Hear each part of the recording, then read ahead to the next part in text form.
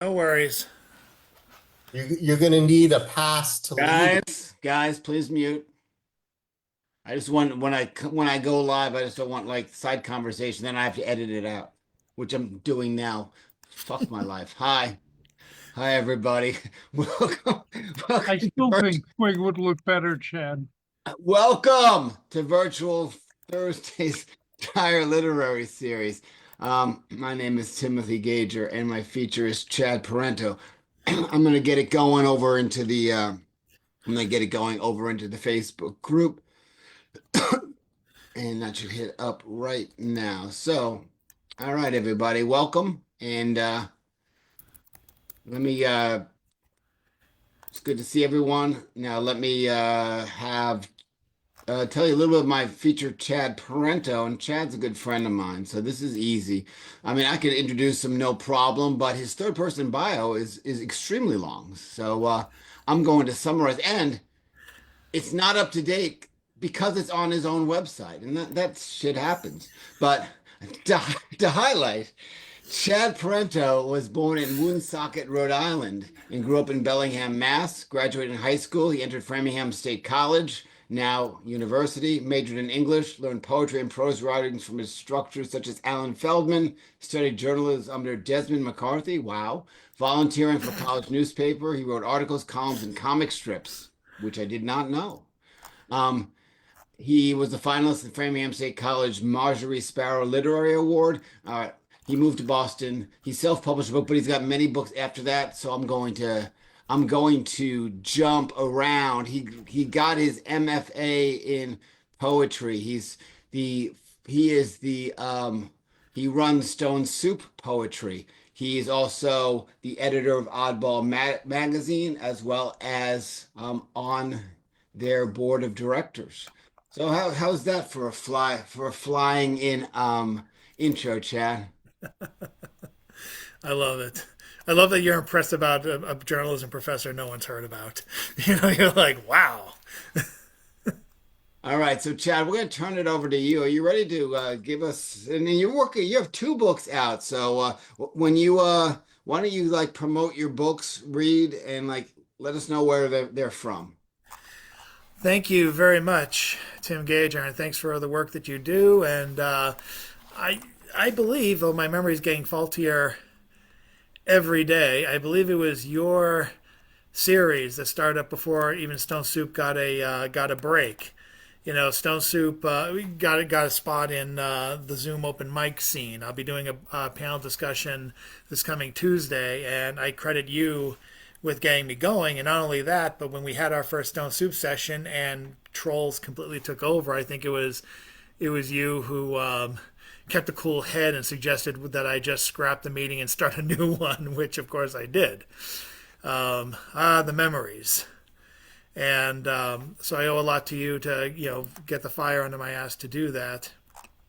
Yeah, And that I was thank you very much. 2020 was crazy when there were actual Zoom bombers. Now there's Zoom I don't careers. Yes, and they're proliferating each and every year, but I am still keeping up with that, and it's been amazing. And Stone Soup meets every Wednesday from 7 to 9 online. It's uh, it's been a hell of a lot of fun, and it's probably one of the few ways I could actually keep the series going. So I'm very grateful for that as well. The one collection I haven't been doing is reading as much from is the first one, the one of the second to last, the first one that came out last year. All's Well Isn't You, which I call the equivalent of Liz Phair's Exile in Guyville, in that she wrote an album that was a reply to Exile in Main Street from the Rolling Stones, and this is my series of response poems to anonymous author in their chapbook. This is one of the poems from that collection. This is called Short Roundhouse. Pop culture metaphors can attract you the same way sports stars attract trashy women who clean up court well. You're not the hotshot you think you are across the street. Give me a buck. Where do white women? Just kidding. I'm on you like Kobe Bryant on a stripper, a shooter at a Batman movie. See what I just did? I predicted the end of days in sync with the Mayans. My lease is up in December. I don't know what happens then. We got to get you a feature at my place. The best revenge is being better than them. I will never be that petty. Another poem from the collection is called Soft Serve. Lost Love remakes Brass Knuckles. You punch walls, miss roommates every other time. Worst enemies never armed practically. Smile behind tombstones. Off-color remarks holster undone coats. At burials she plots her poison. You dream, drink juice lovers' beds, rib jostling suicides in bars. Coward fodder, Facebook nothing in between. Photos ask, smile, try. Totem face imagined sneer. It looks nothing like her. Cool cats. Your words never flew until pancaked in Porbach blush. We teach you to trust fall until one of us digs a hole.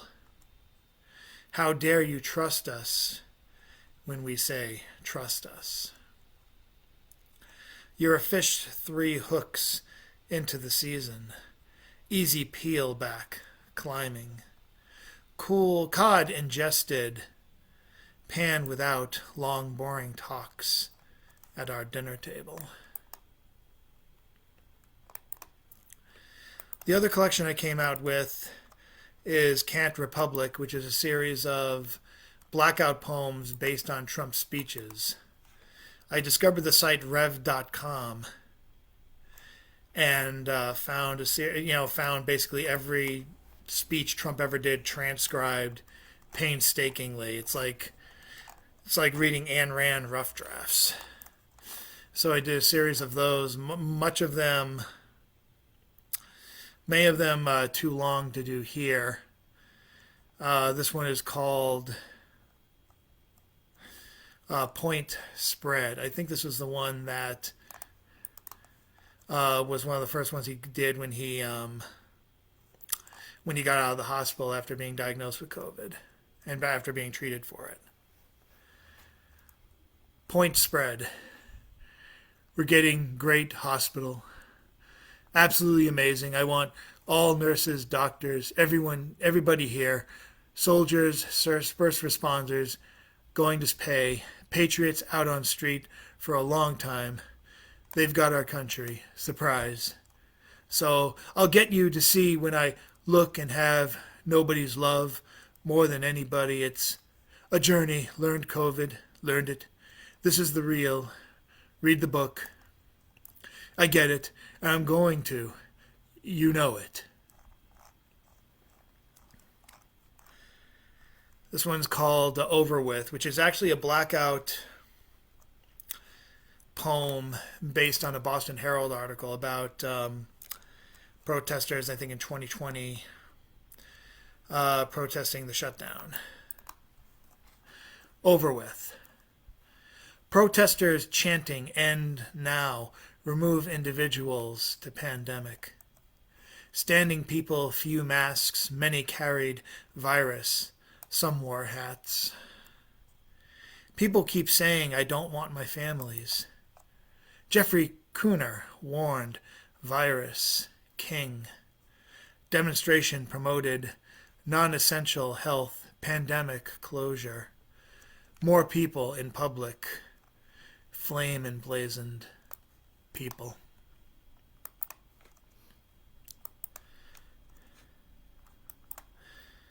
For those who don't follow pop cultural fads, especially like movies, like Marvel movies or the DC Extended Universe or whatever they call it, there was a trend that was going on Twitter in 2019, 2020, primarily called Release the Snyder Cut. And there seemed to be a correlation, especially with the Joker movie that came out in 2019, between the Trumpers and the people who just wanted the Snyder Cut, even though it didn't really exist. It did get released, but only after numerous shootings. But this one was written sometime after the joint January 26th insurrection, I think in June of 2021. Hashtag release the Trump cut. Heed our hashtag warriors brandishing their armchairs. Restore the Trump universe. Recover the one true continuity.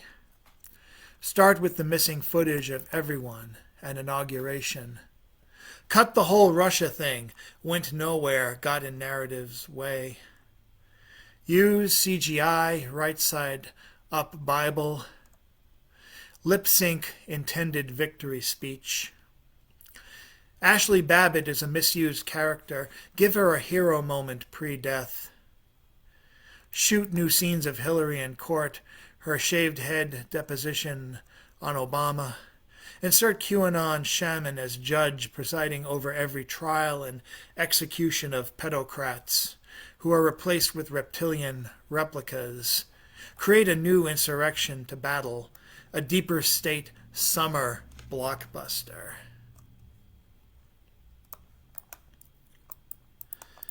There's a lot of fun behind-the-scenes facts of that one. One of which is that it was, I think it was on a short list for getting published by Poetry. Poetry magazine can, basically say thanks but no thanks to me within a month and have. This one took almost 8 months, past the 6-month time. So I like to think I had a shot. I was almost a contender. Let's see. Oh, I know a good one. This one got published in Rye Whiskey Review last year. They wish I wrote about flowers. They'd rather I report on backyards, not protests. Trade politics for pollen. Record tinier genocides. Just until they can finally say I'm crazy when petals fail to rise one sunstroked summer. Gaslight me under blazing gaslit eye, all saying there were never any hydrangeas at my house.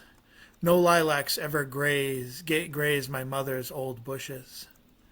Dismiss all my photos as deep fakes. Dismiss me, horticultural has-been, hoarding dandelion wine. They'll tell family, friends, cast memories in plot hole. You're wrong. Chad never, ever wrote about flowers.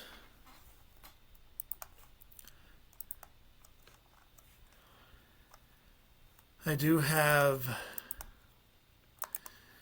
a Patreon. If anyone is ever interested, you can subscribe for free and get occasional poems exclusive to free subscribers, or you can subscribe for as little as $1 and get all my secret projects.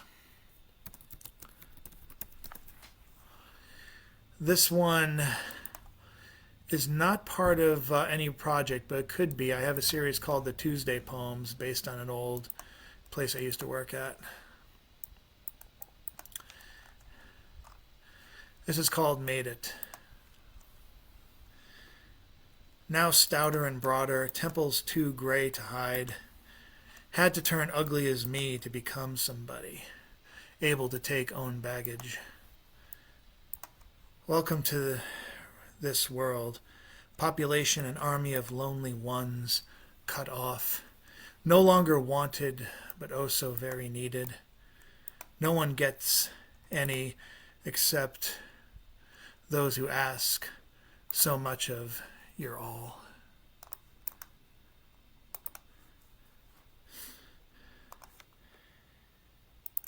And I'm going to finish with one that was published recently as part of Four Feathers Press Sky Key Anthology. I didn't think this was going to be submitted. I submitted to him saying, hey, you still publishing on that other blog journal page? And He said, "Oh, we're doing like a new journal every month online and new theme. This month's is key."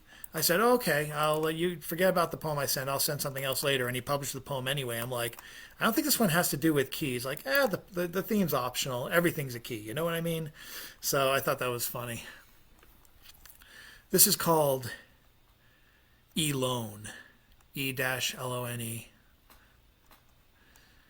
One hand droning through Diablo 4, other puts it on. A winter glove spray-painted safety orange. Fattened fist erupts. "Stop making me your puppet!" He pushes stuffed fingers against gaudy palm. Whispers, "Stop hitting yourself." Over and over. The mitt erupts. "Stop making me your puppet!" Palm drawn to mouth, he lifts his voice. "You didn't come here to fight, did you?" Druid paused, zipper undone, strained silence as he wonders when an orange stops being one and starts being something else, something that rhymes with musk, dusk, husk, tusk. Thank you very much, ladies and gentlemen. Well, thanks, Chad. So let's cut right to the questions. First of all, what are the names of the two books that came out? First one is All's Well Isn't You, which I have yet to acquire multiple copies of. I'm waiting for more job security to do that, but you can purchase it on the site.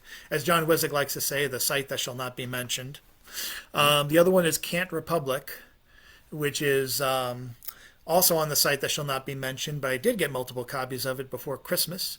And so if you're interested in sending me some bucks, I can mail it to you and you can feel relatively guilt-free. I can send it to you signed with a bonus poem. And yeah, the All's Well Isn't You was composed back in, I think, 2012, 2013. And it took me a long time to get it published, so much so that when the guy said, oh, he took it a year before publication, he's like, yeah, this will be in October of 2024. I kind of didn't believe him. Can't Republic was a response poem, was a blackout poems mostly for headline poetry and press.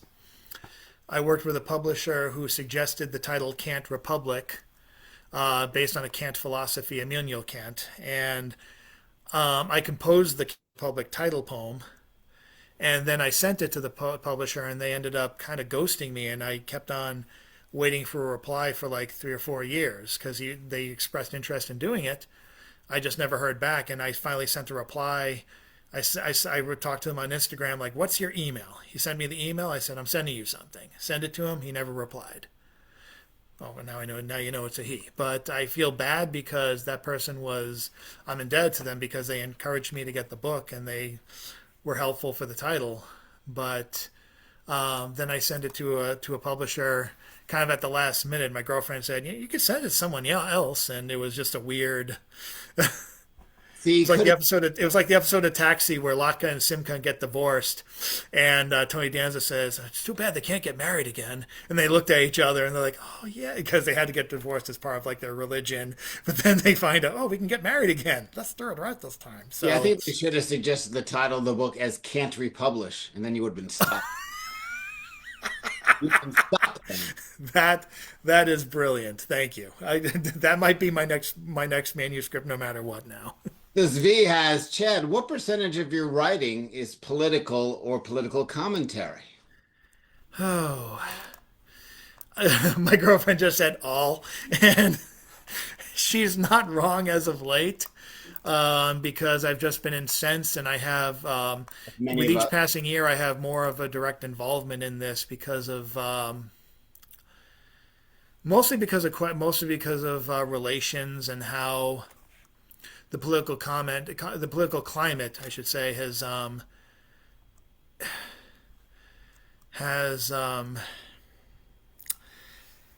of absorbed the people. They've absorbed the people around me, So there's a lot I haven't been able to say. There's a lot I say, and via my Patreon, I can keep it mostly private. But everything's gotten more and more political over time. I do try and keep I do try and do personal poems, but I just get a sense of even the personal has become political over time. It's becoming unavoidable. And So, I try to address that. I try and be more lackadaisical and funny with some things, but it gets tough. yeah, so like you've lost some of the humor in your poetry because of the political, correct?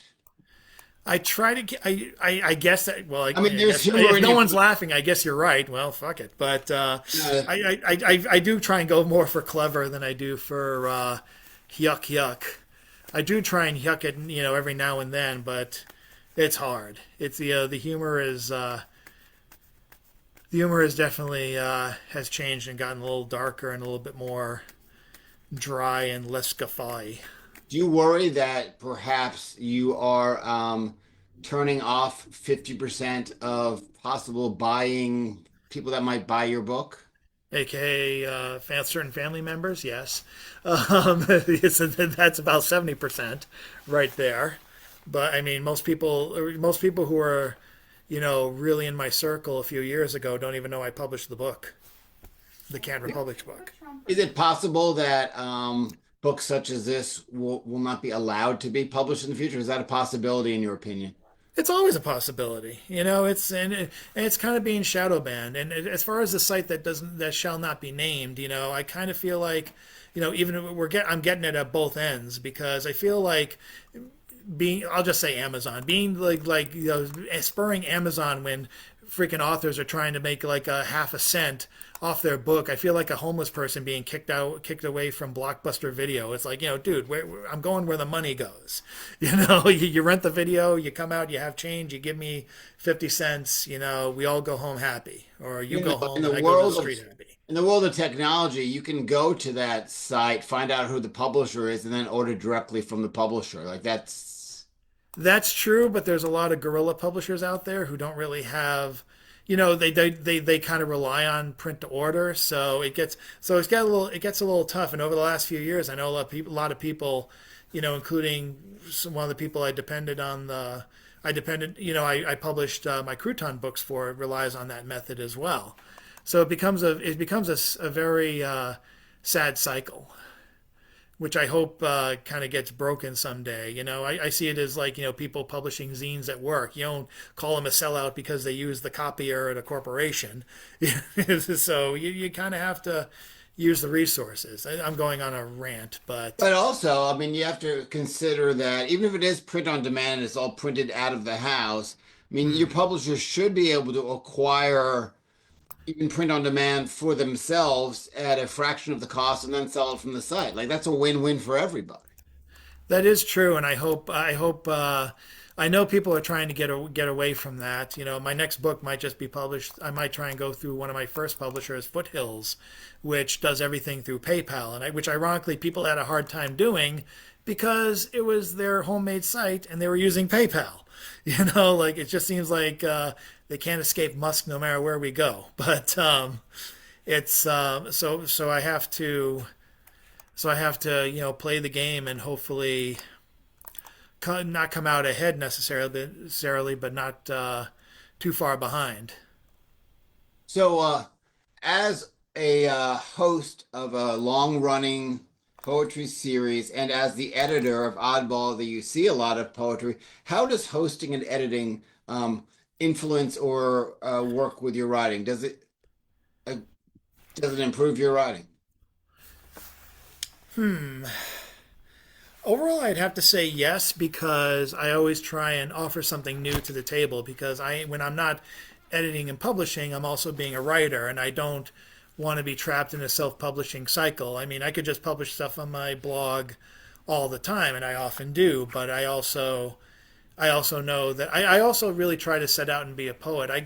In the Stone Soup crowd where I used to do a workshop, I kind of was disappointed because a lot of the old guard were just kind of like set in their ways. They didn't see like the idea of like a workshop where you like make poem suggestions.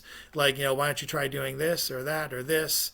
Sometimes you can get the opposite end of the spectrum. I tried writing the poem in a different form, and only a workshop can give you crap for trying to do something new. But I've never wanted to be put in that box. I know so many people my age or younger who have just they create their own publishing house and they don't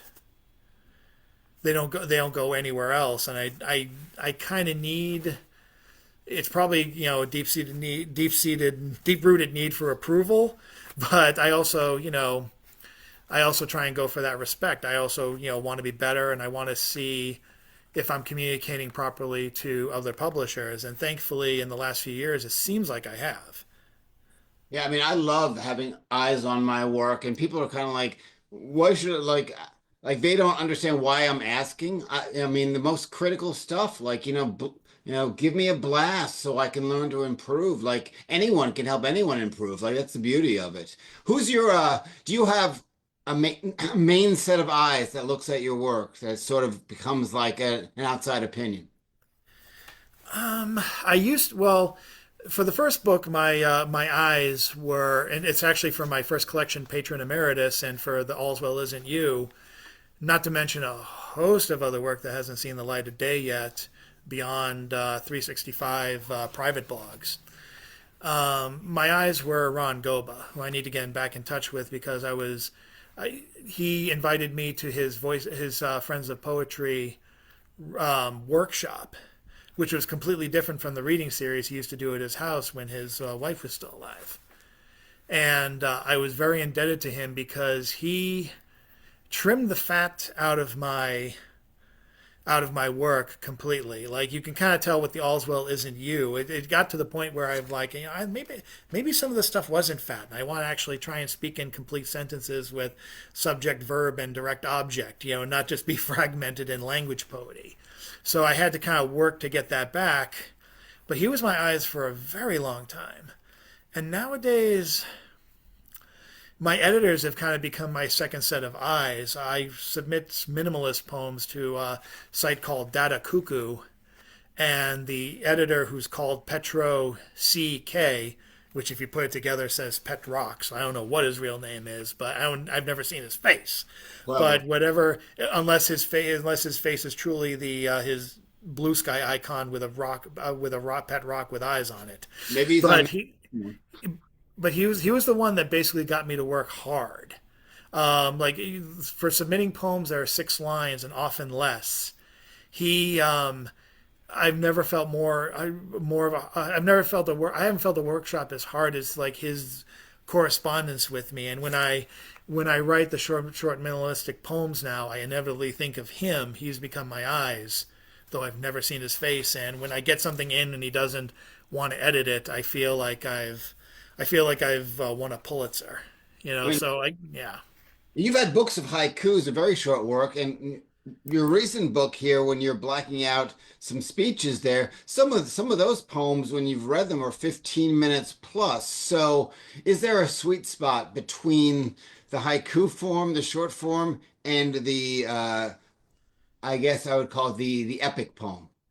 I do hit the sweet spot, but once in a while, it's once or two or three times a year. The flowers poem I think hits a sweet spot of yeah, it's short, but it also kind of speaks in like a sentence format where I'm not just speaking in fragments. And I have other poems that have come out. Release a Trump Cut was I definitely consider a longer poem compared to what I've done before. If I'm speaking in full sentences that you don't have to go back and go wait, then I'm kind of going long form. But also there's certain work that hasn't come out yet that I'm trying to experiment with, even longer form, more prose poem, essay. I'm trying to go back to that. If it wasn't for Ron, I wouldn't have been able to even do the longer poems that I do now, because I kind of just figured out I was trying to tell everything like a story, and I was trying to have the local color, the summary at the end. I was trying to have everything at once. And thanks to him, I kind of learned how to, get the moments. Not everything has to be a story. It can be like cutscenes. It can, and even that, just the 4 pictures I create in a poem can tell the story too. And I've learned to bring that back and try and actually create, longer, more intricate works. It hasn't been easy. All right, so final question and it's from Robert Feldman. Oh, Diane Pierce, the editor in chief of Old Scratch Press, looked at your website. She asked Robert Fleming, "How do you do so much?" Chad, how do you do so much? I love that question. The answer is kind of just like, it's just force of habit and just trying to create the discipline. And it's a discipline that took me decades to get to the point of where I am now. I was taking when it was 2003 when I started my blog, the Poet for Hire blog. It was I would post like maybe once or twice a week, if that. And then as I kept on going, like by happenstance, I was asked through Lynn Stickler I was asked by Bill Perot by way of Lynn Stickler to host Stone Soup, and that became a bigger burden. I felt I needed a bigger presence, so it very organically grew. The Stone Soup Crouton poems, which I do once a week based on the Stone Soup reading, that kind of came as a personal challenge to myself, saying like reading a guy's mashup poems of open mics and stuff like that, and being like, I can do that. Like literally challenged. So in some ways, the Stone Soup Crouton poems is an ongoing response series to some asshole at the Cantab.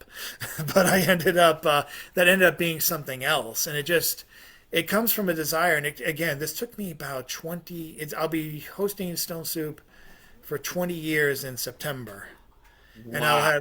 I'll be I celebrated the 20th anniversary of my blog last November. So it's just been like the way of like building up and habit and just being able to do things and just kind of forcing yourself to do it because you want the work. I remember an author once said, I enjoy writing, I've enjoyed what I've written. But if you know you're going to create something that you've written that you might enjoy, you enjoy the writing process as well. Great. Well, thank you. That's basically just work, practice, and just like getting into the routine, and also being able to manage your time. Fantastic. My girlfriend just said also never sleeping. Never sleeping helps. But here's Chad's book. Are these the two main ones, or I know If there's you go to collections, it's the two new ones. I also boastfully list my anthologies and issues, and the two at the top are the most recent. Canned very Republic and All's Well Isn't You. fantastic. And I guess you got a permission to use Mr. Placebo there. Well, no, the placebo came from a guy's Instagram where he wore a cheesecloth mask to protest the mask, the generally wearing a mask at all. And I showed the publisher for Alien Buddha Press, Red Fox. Not his real name, but I won't say his real name. But you have to have your real name on Verbo, so I know something you don't know. Yeah, but basically, he originally showed me a cover, which I'm going to reveal on the 5th anniversary of this book. It was basically a picture of an outline of someone wearing like a ski mask, and I'm like, I like what you're trying to do, the black mask for blackouts, but it's kind of too closely associated with Antifa, and I wanted to move away from that. And so I kind of said, yeah, and I think he was the one who suggested the Trump mashup of a mask, and I'm like, oh, I remembered my picture from the Instagram, and I found it on my blog, and I'm like, oh, have I got a picture for you? And so he took the placebo mask, grafted it onto a Trump face, and art was created. We worked very well together, and he was very responsive to my suggestions. All right. Well, Chad Parenteau, thank you so much for being our guest. And for those that are watching on the stream, thank you for watching. In 2 weeks, we have Carrie Beth Neville, and so that should be great. And for folks that are watching, you want to come to the open mic, just use the link, and I'll gladly let you in. Chad, thank you again so much. Thank you. I can't wait for the open mic.